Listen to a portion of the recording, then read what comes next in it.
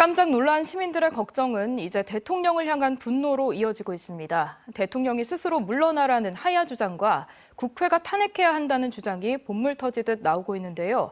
최용선 민주연구원 부원장과 함께 향후 전국 전망해봅니다. 어서 오십시오. 안녕하세요.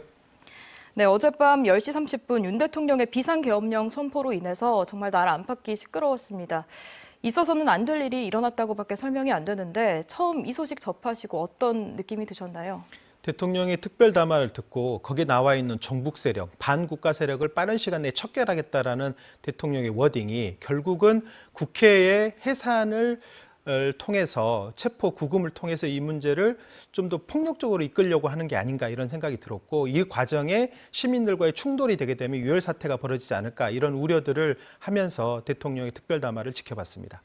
네, 어제 말씀해 주신 것처럼 국회 통제가 있기도 했지만 그래도 국회가 계엄 해제 요구안을 빠르게 통과시키면서 상황이 일단락이 됐는데 대통령이 이런 상황까지 사전에 인지를 못했다고 봐야 할까요?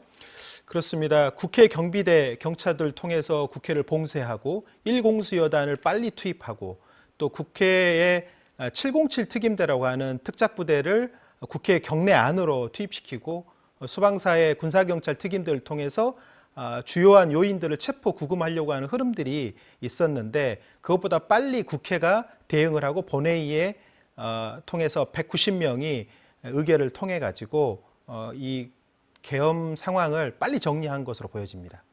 네, 어제 대통령의 발언을 보면 반국가 세력 척결을 강조를 했습니다. 여기서 말하는 반국가 세력이라고 하면 정확히 누구를 지칭하는 걸까요? 지금 윤석열 대통령을 향해서 공세를 강화하고 있는 민주당과 야당을 지칭한 것으로 보여집니다. 또 김건희 여사 특별법을 비롯해서 지금 감사원장 그리고 중앙지검장을 비롯한 검사들의 탄핵을 주도하고 있는 이 민주당에 대한 적개심을 그렇게 표현한 게 아닌가 이렇게 생각합니다. 지금 이 사태로 인해서 민주당뿐만이 아니라 정말 시민들이 많이 놀랐고, 그리고 또 이곳 광주 지역에서는 특히 이 놀란 마음이 분노로까지 번지고 있습니다. 대통령의 하야와 탄핵에 대한 목소리가 높아지고 있는데 대통령 하야 탄핵 가능성 어떻게 보고 계십니까? 어제 국회에서 상황은 엄격하게 보면 내란과 내란 음모의 상황으로 보여집니다. 현행법을 위반하고 헌정 질서를 유린하는 상황으로 보여지기 때문에 탄핵 요건에 충분히 충족된다고 보여집니다. 국민들의 분노도 극에 달해져 있습니다. 이 상황을 다 지켜본 국민들이 지금 3.355 시위를 벌이고 있고 전국으로 확산되고 있기 때문에 봄이 되게 되면 이 상황을 마무리 짓는 탄핵이 이루어지지 않을까 이렇게 생각하는 국민들이 많아지는 것 같습니다. 대통령의 탄핵 요건 그리고 내란죄 이 부분에 대해서는 추후에 이야기가 더 이어져야겠지만 윤 대통령의 조기 퇴진이 결정이 된다면 앞으로 또 어떤 일들이 벌어지게 될까요?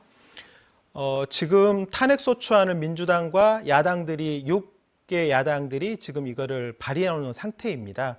그러면 탄핵 절차가 진행이 될 것이고, 지금 헌법재판관이 9명 중에 6명만 있고 3명이 부족한 상태인데 오늘 민주당에서 2명을 추천을 한 상태입니다. 대통령의 직무가 정지되는 상황이 되게 된다면 직무대행을 통해서 헌법재판관을 임명을 하게 되고 헌법소추의 재판이 진행될 것으로 보여집니다. 그렇게 된다면 늦어도 내년 3, 4월 정도면 이 탄핵 여부가 결정이 되기 때문에 탄핵이 된다고 한다면 바로 한 2개월 뒤에 대선이 치러지는 이런 국면으로 전환될 것으로 보여집니다. 네, 결론이 조속하게 나길 바라겠습니다. 오늘 말씀 감사합니다. 감사합니다. 언제 어디서나 내 손 안의 뉴스. 광주 MBC 뉴스 유튜브 구독으로 함께하세요.